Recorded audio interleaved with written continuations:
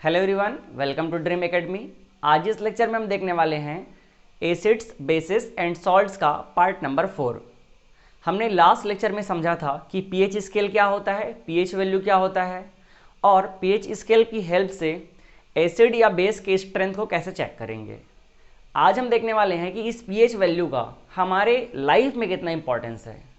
तो हमारा टॉपिक है इम्पॉर्टेंस ऑफ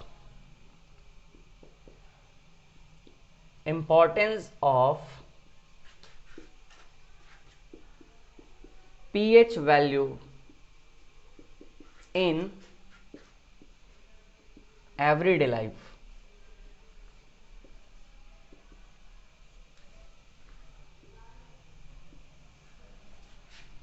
सबसे फर्स्ट जो इंपॉर्टेंस हम देखते हैं, pH sensitivity of plants and animals। Plant और एनिमल के लिए पीएच वैल्यू किस तरह से सूटेबल होना चाहिए। अगर हम फर्स्ट बात कर लेते हैं एनिमल के लिए, तो एनिमल के लिए जो पीएच वैल्यू है इसका रेंज 7 to 7.8 अगर है तो वो एनिमल के प्रॉपर बॉडी फंक्शन के लिए सूटेबल है। लेकिन अगर इससे कम या ज़्यादा होता है तो फिर उसके ग्रोथ में थोड़ा सा इंटरप्शन आ जाता है। तो ये है पीएच वैल्यू के स्टैंडर्ड 7 to 7.8 जो कि एनिमल बॉडी के लिए सूटेबल होता है।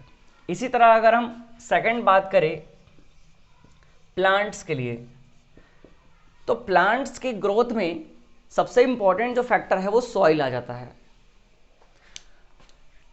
तो अगर हम इसके लिए पीएच वैल्यू डिफाइन करें तो 6.52 अगर 7 वैल्यू है तो प्लांट के ग्रोथ के लिए सूटेबल है।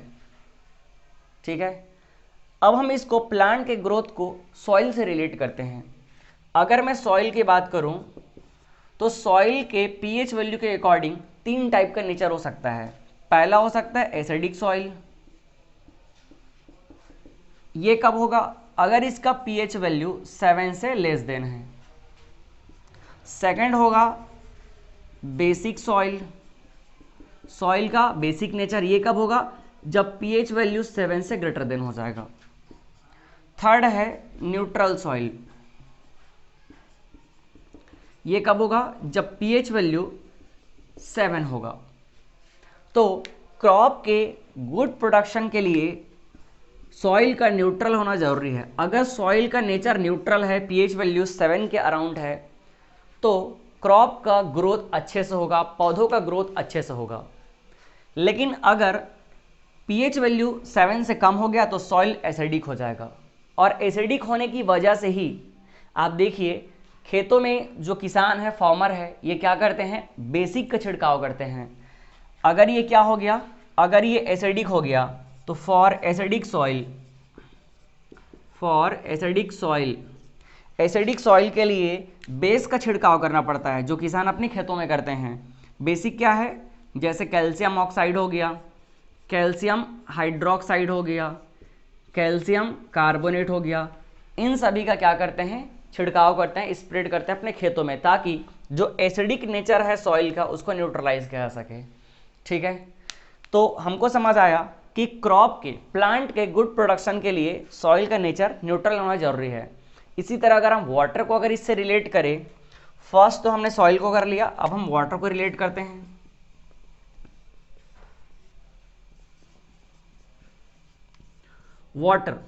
वाटर हमने अभी लास्ट लेक्चर में पढ़ा है कि वाटर अगर न्यूट्रल है तो उसका पीएच वैल्यू कितना होगा? 7 होगा। और न्यूट्रल वाटर अगेन प्लांट के ग्रोथ के लिए क्या होता है? सूटेबल होता है। न्यूट्रल वाटर जिसका पीएच वैल्यू कितना होगा? 7 होगा। तो अगर वाटर न्यूट्रल है तो प्लांट का ग्रोथ अगेन अच्छा होगा। लेकिन अगर पीएच वैल्यू ऑफ वाटर अगर लेस देन 5.6 हो गया तो ये जो वाटर है एसिडिक वाटर कहलाएगा। और जब रेन होता है, जब बारिश होती है, तो उस समय अगर पीएच वैल्यू 5.6 से कम हो जाता है तो उसको हम लोग एसिडिक रेन कहते हैं। क्या कहते हैं इसे हम? Acidic rain.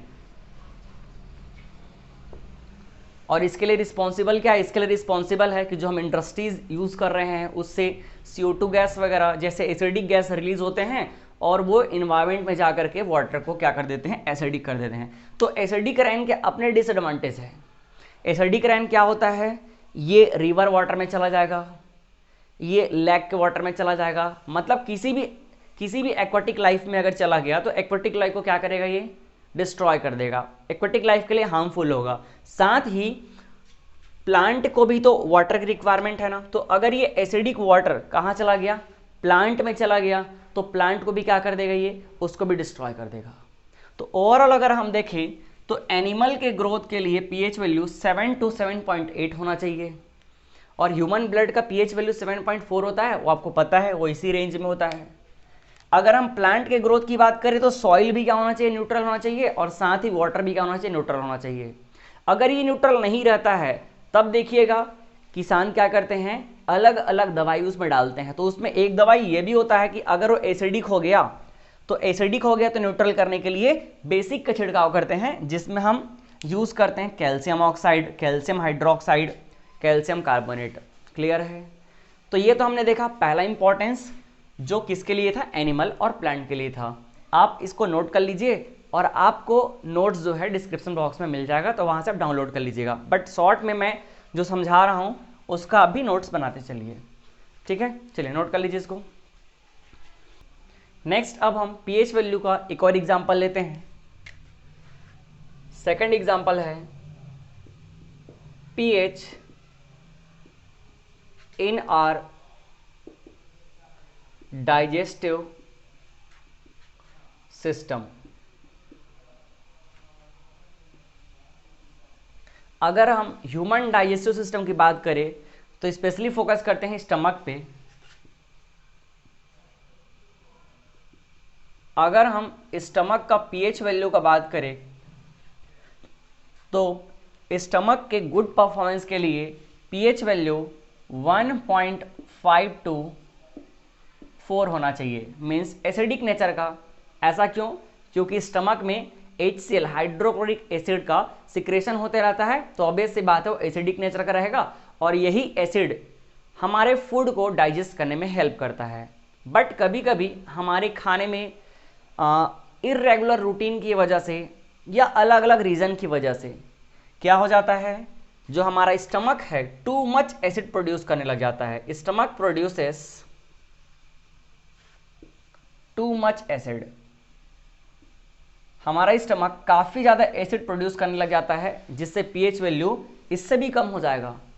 और इसी वजह से जब ज़्यादा एसिड हो जाता है तो हमारे स्टमक का जो लेयर है वो जलने लगता है, बर्निंग सेंसेशन होता है, इरिटेशन होता है उसकी वजह से हमको, और हमारा खाना नहीं पच पाता है, डाइजेशन अच्छे से नहीं होता है, और उस कंडीशन में इनडाइजेशन हो जाता है।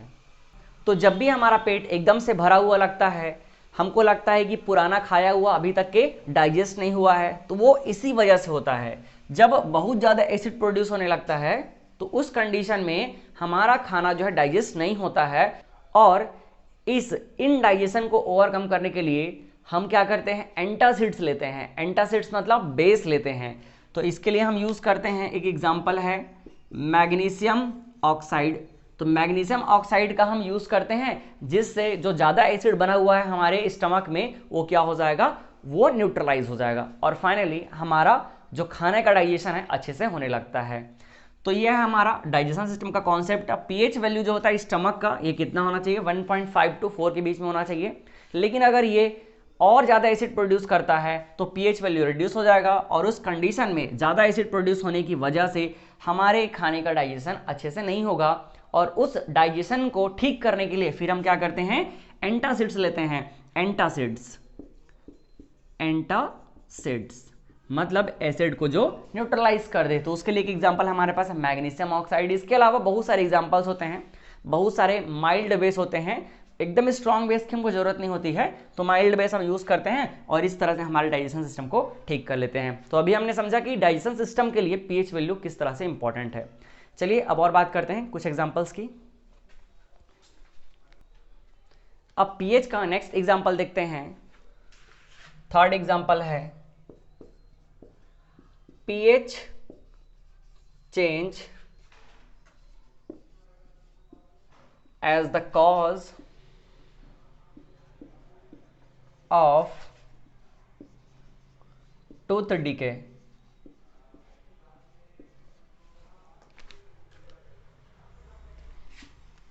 तो हमारा टूथ जो डीके होता है, धीरे धीरे पतला होता है, उसके लिए भी पीएच रिस्पॉन्सिबल है। पीएच में चेंज होना इसका एक रीजन है। देखो अगर हम बात करें हमारे टूथ का,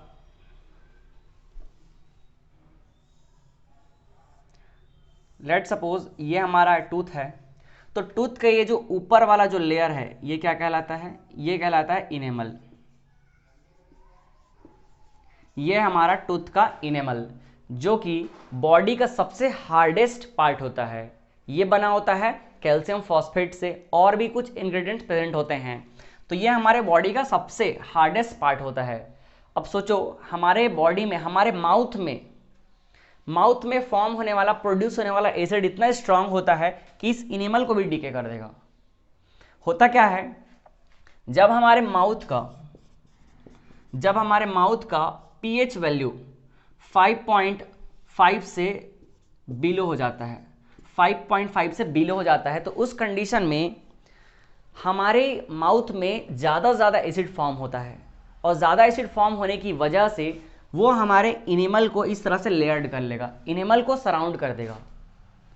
और अगर हम उस टाइम पे उसको साफ ना करें तो फिर वो जो एसिड इसमें जमा हो रहा है, एसिड का जो लेयर लग रहा है, धीरे धीरे टूथ को क्या करेगा? डीके करने लगेगा। ये एक दिन का काम नहीं होता है, ये लगातार ऐसे करते रहने की वजह से क्या होगा? धीरे धीरे टूथ जो है डीके होने लगेगा।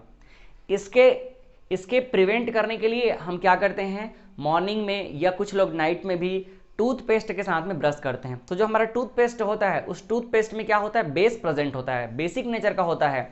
तो बेसिक नेचर का होने की वजह से ये टूथ के इनेमल में जो एसिड का लेयर जमा हो रहा है उसको क्या कर देगा? न्यूट्रलाइज कर देगा। इसके अलावा इस डीके को बचाने के लिए हमको कभी भी ईटिंग करते हैं तो ईटिंग करने के बाद माउथ को वॉश कर लेना चाहिए, एटलीस्ट वाटर से वॉश कर लेना चाहिए। तो ये हमारा प्रिवेंट करने का तरीका होना चाहिए। तो हमने समझा अभी कि पीएच वैल्यू का चेंज होना टूथ को कैसे डीके करता है। क्लियर है? ये हमारा टूथ का इनेमल है, टूथ है ओवरऑल, और जब यहाँ पर पीएच वैल्यू कम होने लगता है, 5.5 से पीएच वैल्यू कम होता है, तो यहाँ पे क्या हो जाएगा? एसिड का लेयर बनना लग जाएगा, और एसिड का जो लेयर है धीरे धीरे टूथ को क्या करेगा? डीके करेगा। अब आपके मन में क्वेश्चन आ रहा होगा कि ये माउथ में एसिड कहाँ से आ रहा है? तो आपको पता होना चाहिए कि हमारे डाइजेशन के लिए सबसे पहला जो डाइजेस्टिव सिस्टम है वो माउथ होता है। इसमें जो सलाइवा बनता है, सलाइवा जो है एसिडिक नेचर का होता है, और एसिडिक नेचर के होने की वजह से डाइजेशन का प्रोसेस माउथ से ही स्टार्ट हो जाता है। तो वो जो एसिड बन रहा है वही यहाँ पर क्या हो जाएगा? लेयर होने लग जाएगा, उसका लेयर बनने लग जाएगा। क्लियर है? तो हमने यहाँ पर समझ लिया कि कैसे टूथ का डीके होता है पीएच वैल्यू में चेंज होने की वजह से। चलिए अब एक और एग्जाम्पल देख लेते हैं अपन। अब नेक्स्ट एग्जाम्पल हम देखते हैं। नेक्स्ट एग्जाम्पल है fourth, self defence by plants and animals through chemical warfare. अब ये हमारे लाइफ के काफी क्लोज एग्जाम्पल है, self defence by plants and animals. तो प्लांट और एनिमल भी अपने डिफेंस के लिए ये जो केमिकल है उसका यूज करते हैं। कैसे करते हैं? अगर मैं बात करूं हनी बी का, हनी बी जब भी काटता है तो हमको काफ़ी पेन होता है। ऐसा क्यों होता है? क्योंकि जब वो काटता है तो अपनी स्टिंग से एक एसिड को रिलीज करता है। क्या एसिड है वो? फॉर्मिक एसिड, और इसी फॉर्मिक एसिड की वजह से हमको जलन होता है। क्लियर है? तो ये अपने आप को डिफेंस करने के लिए क्या कर रहे हैं, जब काट रहे हैं तो एसिड रिलीज कर रहे हैं, फॉर्मिक एसिड। अगर इसका फॉर्मूला आप देखो तो क्या होता है, HCOOH। इसको IUPAC नेम में मेथेनोइक एसिड भी कहते हैं, ध्यान रखिएगा। अगर हम बात करें इसी तरह एंट का, तो सेम चीज होता है। एंट चींटी जब काटती है तो वो भी क्या करती है, फॉर्मिक एसिड रिलीज करती है, और हमको फिर से जलन होता है, हमको एकदम से बर्निंग सेंसेशन होता है। क्यों होता है? क्योंकि वो एसिड का सिक्रेशन करती है। क्लियर हुआ? इसी तरह अगर आप कुछ प्लांट्स के लीफ की बात करो, जैसे नेटल लीफ, तो नेटल लीफ भी क्या करता है, नेटल लीफ भी फॉर्मिक एसिड का सिक्रेशन करता है। तो वो जब चुभता है तो फिर से हमको क्या लगता है, जलन होता है। तो कुछ प्लांट्स और एनिमल्स हैं जिनके एग्जाम्पल अभी हमने समझा, ये अपने डिफेंस के पर्पज से क्या करते हैं, केमिकल एसिड को रिलीज करते हैं, और उस एसिडिक नेचर को कैसे डिफाइन करते हैं, पीएच से। तो हमने पीएच को यहां से रिलेट कर लिया। क्लियर है? तो सेल्फ डिफेंस पर्पज से भी प्लांट और एनिमल पीएच का यूज करते हैं। क्लियर हुआ? तो ये हमने पीएच का डेली लाइफ में इंपॉर्टेंस समझ लिया। इसके अलावा बहुत सारे और भी एग्जाम्पल हम समझ सकते हैं, बट इससे आपको एक आइडिया मिल गया। अब हम कुछ ऐसे एग्जाम्पल देखते हैं जहां पर हमको नेचुरल फॉर्म में डायरेक्ट एसिड मिलता है। जैसे ऑरेंज की बात करें, लेमन की बात करें, इन दोनों में ही क्या मिलता है, साइट्रिक एसिड। ठीक है, इन दोनों में क्या मिलता है, साइट्रिक एसिड। इसके अलावा अगर हम कर्ड की बात करें, तो कर्ड, जो मिल्क से कर्ड का कन्वर्जन होता है, वो लैक्टोबैसिलस बैक्टीरिया की वजह से होता है, और उस एसिड को हम क्या बोलेंगे, लैक्टिक एसिड। Lactic acid. अगर हम टोमेटो की बात करें, तो टोमेटो में क्या रहता है, ऑक्जेलिक एसिड। Oxalic acid. आप जब आगे क्लास 11 पढ़ोगे और वहां अगर आप साइंस स्ट्रीम को चूज करते हो, तो हम इन सभी के फॉर्मूला भी देखने वाले हैं। ये जो हम लोग केमिकल एसिड लिख रहे हैं, इनके फॉर्मूला भी हमको पढ़ने को मिलेंगे। चलिए नेक्स्ट, अगर हम बात करें एंट स्टिंग और नेटल स्टिंग, तो स्टिंग में अभी हमने डिस्कस किया था, क्या होता है, फॉर्मिक एसिड। यहाँ पे फॉर्मिक एसिड ये रिलीज करते हैं। फॉर्मिक एसिड को अगर आप IUPAC नेम के फॉर्म में बोलना चाहो तो क्या बोल सकते हो, मिथेनोइक एसिड भी कह सकते हो। क्लियर है? तो मिथेनोइक एसिड या फॉर्मिक एसिड, इसका फॉर्मूला भी हम देख सकते हैं, HCOOH। अगर आप टैमारिंड की बात करो, टैमारिंड, तो टैमारिंड में क्या होता है, टर्टरिक एसिड होता है। Tartaric acid. अगर हम विनेगर की बात करें, तो विनेगर में क्या होता है, एसिटिक एसिड होता है।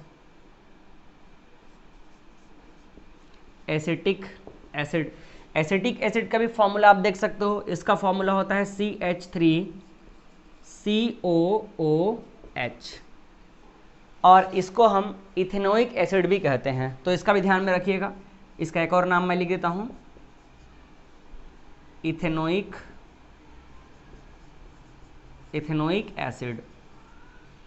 ठीक है, तो इस तरह से हमने कुछ नेचुरल एग्जांपल देख लिया, जैसे ऑरेंज, लेमन, इसमें होता है साइट्रिक एसिड, कर्ड में होता है लैक्टिक एसिड, टोमेटो में होता है ऑक्जेलिक एसिड। एंट स्टिंग की बात करें या हनी बी स्टिंग की बात करें, या नेटल स्टिंग, नेटल स्टिंग एक लीफ होता है, एक पौधे का लीफ, आप नेट पे सर्च करके देख सकते हो। नेटल स्टिंग, इसमें क्या होता है, फॉर्मिक एसिड होता है, मेथेनोइक एसिड भी बोलते हैं इसको। टैमारिंड, टैमारिंड में क्या होता है, टर्टरिक एसिड होता है। विनेगर की बात करें तो विनेगर में क्या होता है, एसिटिक एसिड, जिसका फॉर्मूला होता है CH3COOH। फॉर्मिक एसिड और एसिटिक एसिड दोनों में डिफरेंस क्या है, यहाँ CH3 की प्लेस पे हाइड्रोजन है। इसको हम लोग क्या कहते हैं, इथेनोइक एसिड। 2 कार्बन होने की वजह से इथेन, और यहाँ पर यह है कार्बोक्सिलिक एसिड, तो उसका सफिक्स लग गया क्या, ओइक एसिड। ठीक है, हालांकि मैं इसके बारे में डिटेल में आपको बताऊंगा जब कार्बन एंड इट्स कंपाउंड पढ़ेंगे, तो वहाँ हम सिलेबस रिड्यूस होने के बावजूद भी थोड़ा डिटेल में स्टडी करेंगे। ठीक है, तो चलिए आप इसको नोट कर लीजिए। देन हम मिलते हैं नेक्स्ट लेक्चर में। आज इस लेक्चर को यही फिनिश करते हैं, तब तक के लिए बाय बाय, थैंक यू।